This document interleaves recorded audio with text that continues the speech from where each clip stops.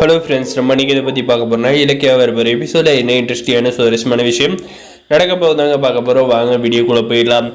நம்ம இலக்கியா பார்த்தீங்கன்னா ரேவதி எங்கே வச்சுருக்காங்க அப்படின்றத கண்டுபிடிச்சி எஸ்எஸ்கே கிட்ட போட்டு கொடுக்கறதுக்காக பார்த்தீங்கன்னா இந்த பைரவி நம்முடைய இலக்கியாவோட ரூம் முன்னாடி நின்றுக்கிட்டு நம்மளுடைய இலக்கியா கௌதம் ஜானிக்கு என்ன பேசுகிறாங்க அப்படின்றத பார்த்தீங்கன்னா மும்முரமாக ஒட்டு கேட்குறாங்க. ஆனால் பார்த்தீங்கன்னா ஒட்டு கேட்குறது நம்ம இலக்கியா கண்டுபிடிச்சிட்டாங்க. அதுவும் போக நம்முடைய கௌதம் பார்த்தீங்கன்னா கொஞ்சம் ஷவுட்டிங்காக பேசுகிறவங்களுக்கு கண்டிப்பாக அந்த பைரவிக்கு உண்மை தெரியக்கூடாது அப்படின்ட்டு நம்ம இலக்கியா பார்த்தீங்கன்னா கௌதம் ஒரே ஒரு செகண்ட் இருங்க அப்படின்னு சொல்லிட்டு நம்முடைய இலக்கியா பார்த்தீங்கன்னா அப்படியே போயிட்டு அந்த டோரை இழுக்கிறாங்க.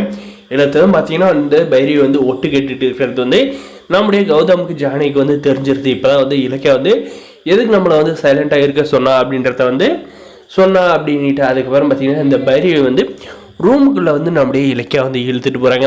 இழுத்துட்டு போயிட்டு பார்த்தீங்களா கௌதம், உங்களுடைய பைரவி அம்மா என்ன காரியம் பண்ணிகிட்டு இருக்காங்கன்னுட்டு. அதே மாதிரி ஜானகி உங்களுடைய நாத்தனாரை பார்த்தீங்களா அப்படின்ற மாதிரி கேட்குறாங்க.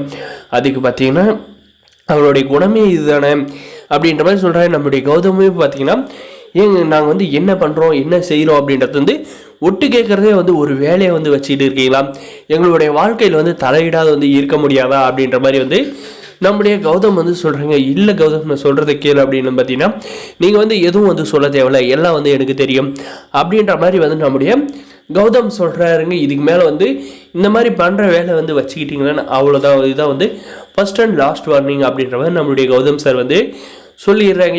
இதுக்கப்புறம் பார்த்தீங்கன்னா நம்முடைய ரேவதி எந்த இடத்துல இருக்காங்க அப்படின்றத நம்முடைய கௌதம் சாருக்கு பார்த்தீங்கன்னா பொய்யான ஒரு தகவலாக நம்முடைய இலக்கிய சொல்லியிருக்காங்க. இதை நம்பிக்கிட்டு நம்முடைய கௌதம் அந்த இடத்துக்கு போயிட்டு நம்முடைய ரேவதி அம்மா பார்க்க போகிறாரா, இல்லை இந்த எஸ்எஸ்கே நம்முடைய இலக்கிய கண்காணிச்சுட்டே இருந்து ரேவதி எங்கே இருக்காங்க அப்படின்றத கண்டுபிடிச்சி நம்முடைய ரேவதிக்கு உயிருக்கு ஆபத்து வர மாதிரி விபரீதத்தை உண்டுவாக்கணும் அப்படின்றதான் இருக்கிறது. அந்த எஸ்எஸ்கேல பார்த்தீங்கன்னா அந்த இலக்கிய ரொம்ப ஓர போகிற எஸ்எஸ்கே அவளை கூடிய சீக்கிரம் போட்டு தள்ளு அப்படின்ற மாதிரி இந்த பைரவி சொல்கிறாங்க.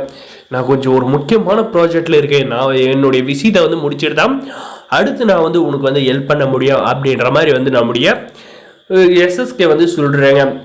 நம்முடைய இலக்கிய பார்த்தீங்கன்னா அந்த எஸ்எஸ்கே கூட சேர்ந்துக்கிட்டு எங்களை அழிக்கலான்னு நினைக்காதீங்க.